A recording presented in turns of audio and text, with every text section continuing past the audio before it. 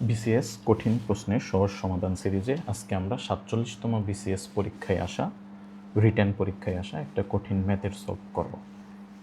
প্রশ্নটা ছিল এরকম, একটা বর্গক্ষেত্র দিয়ে আছে এবিসিডি, বলা আছে উপরের চিত্রে এবিসিডি একটি বর্গক্ষেত্র যেখানে পিকিউ এবং আরএস একে অপরের উপর লম্ব, যে পিকিউ এবং আরএস এরা হচ্ছে 90 ডিগ্রি কোণে আছে, ডিকিউ এবং সিআর সমান, এইটুকু অংশ এবং এইটুকু অংশ সমান। এবিসিডি বর্গক্ষেত্রের ক্ষেত্রফল নির্ণয় করো।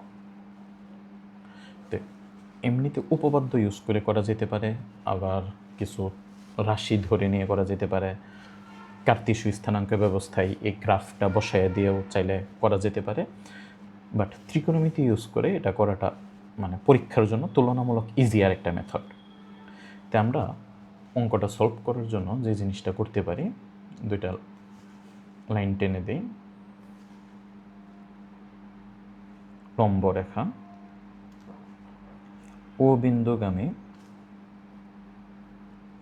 বিসি এর সমান্তরাল এবং ও বিন্দুগামী সিডি বা এবি এর সমান্তরাল রেখা টেনে দিছি, যে দুইটা হচ্ছে পরস্পর লম্ব রেখা।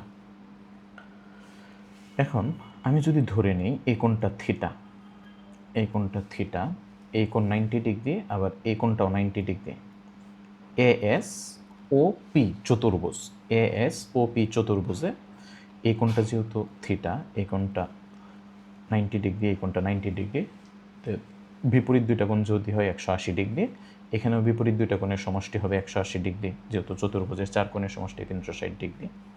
তো এই কোণটা যদি হয় 180 মাইনাস থিটা, তাহলে এই কোণটাও হয়ে যাবে থিটা। আবার আমরা জানি এই কোণটা যদি হয় থিটা, এই কোণটাও হবে থিটা,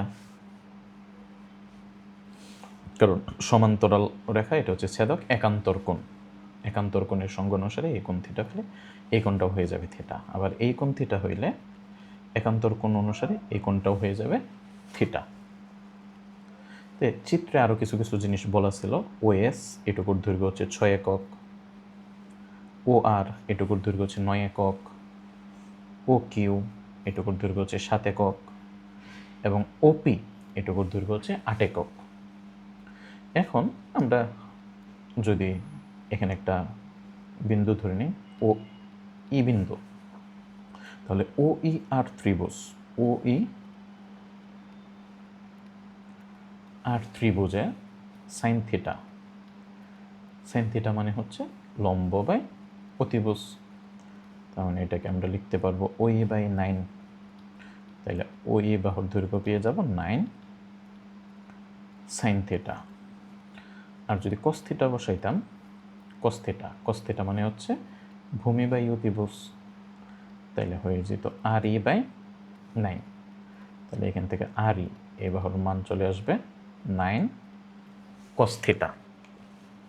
কেউ চাইলে এভাবেও খেয়াল রাখতে পারেন, অনেক ক্ষেত্রে সুবিধা হতে পারে, যে আমাদের এখানে একটা এক্স দেওয়া আছে আর এই কোণটা দেওয়া আছে, তখন এই যে ভূমি, ভূমি বরাবর উপাংশ, যেটা যারা ফিজিক্স জানা আছে ইন্টারমিডিয়েটে, এটুকুর মান হচ্ছে যার দিকে কোণ ওই দিকের উপাংশ বা অভিক্ষেপ হচ্ছে কস থিটা।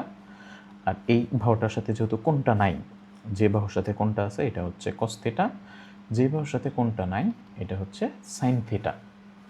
যে আমার যদি অতিভুজ দেয়া থাকে, অতিভুজ দেয়া থাকে, তাহলে যে বাহুর সাথে অ্যাঙ্গেলটা দেওয়া আছে এটা হবে অতিভুজ ইন্টু কস থিটা, আর যে বাহুটার সাথে অ্যাঙ্গেলটা নাই ওইটা হবে অতিভুজ ইন্টু সাইন থিটা। অনেকে একটা 9-10 উপাংশ বা অভিক্ষেপে পড়ে আসছে। তো পরবর্তীতেও সবগুলা ত্রিভুজে, মানে এই ছোট ত্রিভুজ, এই ছোট ত্রিভুজ, এই ছোট ত্রিভুজ এবং এই যে এই ছোট ত্রিভুজ, এগুলোতে আমরা যদি সাইন এবং কস ইউজ করি, তো এটা যেহেতু 7, যেই দিকে হচ্ছে অ্যাঙ্গেল, এই যে এদিকে অ্যাঙ্গেল আছে, তাহলে এটুকুর দৈর্ঘ্য হয়ে যাবে 7 কস থিটা, এইটার সাথে তো অ্যাঙ্গেল 9, এটা হয়ে যাবে 7 সাইন থিটা। যেমন এখানে আমরা বের করেছিলাম আর ই, এটুকুর মান হচ্ছে 9 কস থিটা, আর এটুকুর মান চলে আসবে 9 সাইন থিটা। এটা যেহেতু 8, তাহলে এটুকুর দৈর্ঘ্য হয়ে যাবে 8 কস থিটা, আর এটুকুর দৈর্ঘ্য হয়ে যাবে 8 সাইন থিটা। আবার এখানে 6, এটুকু যেহেতু 6, এটুকুর দৈর্ঘ্য হয়ে যাবে 6 cos থিটা, আর এটুকুর দৈর্ঘ্য হয়ে যাবে 6 sin থিটা। দেখবেন এই যে 9 আর 6 15 sin থিটা, এখানে 7 এবং 8 8 7 15 sin থিটা। তার মানে বাহুর দৈর্ঘ্য কিন্তু ঠিক দেওয়া আছে, মানে বর্গক্ষেত্রের বাহুগুলোর দৈর্ঘ্য সমান। তো আমরা এইটুকু যদি বুঝে ফেলতে পারি, এখন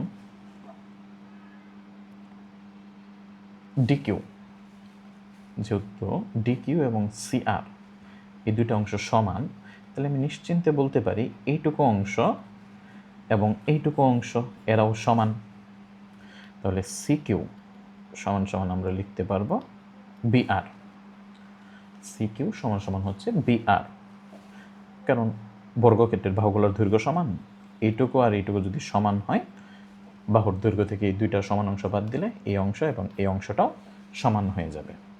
তাহলে সিকিউকে আমরা কি লিখতে পারি? এখানে লিখতে পারি 7 cos থিটা, আর এটুকু হচ্ছে 9 sin থিটা, তাহলে এটুকু হবে 9 sin থিটা। দ্যাট মিন্স সিকিউকে আমরা লিখতে পারবো 7 cos theta plus 9 sin theta. মানে আমরা হচ্ছে এইটুকু অংশ নিয়েছি এবং এইটুকু অংশ নিয়েছি 9 sin থিটা। আর বিআরকে আমরা লিখতে পারবো এই যে এইটুকু 9 cos থিটা, আর এইটুকু আমরা লিখতে পারবো এই যে এটার সমান 8 sin থিটা। দ্যাট মিন্স এটাকে আমরা লিখতে পারতেছি 9 cos থিটা প্লাস 8, এই যে এটুকু 8 sin থিটা। সাইনগুলো যদি আমরা বামে নিয়ে আসি এবং কসগুলোকে ডানে নিয়ে যাই, তাহলে 9টা থেকে 8টা বাদ গেল sin থিটা, আর এখানে চলে আসবে cos থিটা। cosকে যদি আমরা বামে নিয়ে আসি, তাহলে tan থিটা ইকুয়াল টু চলে আসবে 2। দ্যাট মিন্স এখান থেকে আমরা একটা মান পেয়ে গেছি tan থিটা, এটুকুর মান 2। আবার বর্গক্ষেত্রের বাহুটার দৈর্ঘ্য কত ছিল? এখানে 9 এবং 6 15 sin থিটা, এখানেও কত ছিল? এখানে ছিল 8 আর এখানে 7 8 sin থিটা 7 sin থিটা, 8 আর 7 15 sin থিটা। তাহলে ক্ষেত্রফল আমরা যদি ABCD বর্গক্ষেত্রের ক্ষেত্রফল বের করতে চাই, বর্গক্ষেত্রের ক্ষেত্রফল হচ্ছে বাহু স্কয়ার। একটা বাহুর দৈর্ঘ্য ছিল 15 sin থিটা, আরেকটা বাহুর দৈর্ঘ্য হচ্ছে 15 sin থিটা। তাহলে টোটাল ক্ষেত্রফল হবে 15 15 225 sin স্কয়ার থিটা। এখানে দেওয়া ছিল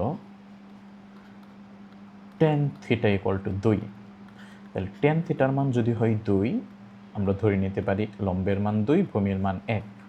তাহলে অতিভুজের মান আসবে 2 দুগুণে 4 আর 1 5। দ্যাট মিন্স এই যে এখানে এটা 2 ছিল, এটা 1 ছিল, এটা ছিল √5, অ্যাঙ্গেলটা ছিল থিটা। তাহলে সাইন থিটাকে tan থিটার মান 2 হইলে আমরা ত্রিভুজ থেকে সাইন থিটার মানটা নিয়ে আসতে পারবো। সাইন থিটার মান হবে লম্ব বাই অতিভুজ 2/√5। দ্যাট মিন্স এখানে আসবে 225, আর সাইন থিটার মান 2/√5কে যদি বর্গ করে দেই আসবে 4/5। 4 5 20, 5 5 25, 4 5 20, 0 হাতে আছে 2, 4 4 16 আর 2 18 180। তার মানে ক্ষেত্রফল হবে 180 বর্গ একক। তো এই প্রশ্নটা আমরা হচ্ছে ইউজ করেছি ত্রিকোণমিতি বিসিএসে। ত্রিকোণমিতি থেকে প্রিলিমিনারিতে যেহেতু কোশ্চেন আসে সাইন টেন কস এগুলো সম্পর্কে আমাদের পূর্ণাঙ্গ ধারণা থাকলে ইজিলি এই প্রশ্নটা আমরা কী করতে পারবো, সমাধান করতে পারবো। আর এখানে আমি একটা দ্রুত গতিতে, যেহেতু প্রতিটা প্রশ্নের জন্য সময় কম থাকে, দ্রুত গতিতে করার জন্য আমরা খেয়াল রাখতে পারি অতিভুজের মান দেওয়া থাকলে যেই দিকে কোণ দেওয়া আছে ওইটুকুর মান হবে, মানে যে বাহুর সাথে অ্যাঙ্গেল দেওয়া আছে যার সাথে কোণ ওই দিকে হচ্ছে কস, যার সাথে কোণ নাই ওই দিকের বাহুর দৈর্ঘ্য হচ্ছে সাইন। আশা করি বুঝতে পেরেছি। আপনাদের যে কোনো প্রশ্ন আমাকে ইনবক্সে পাঠাতে পারেন, যে কোনো কঠিন প্রশ্ন যেগুলোর ব্যাখ্যা সহ সমাধান প্রয়োজন, এগুলো ইনশাল্লাহ সমাধান করে দেওয়ার চেষ্টা করব। ধন্যবাদ।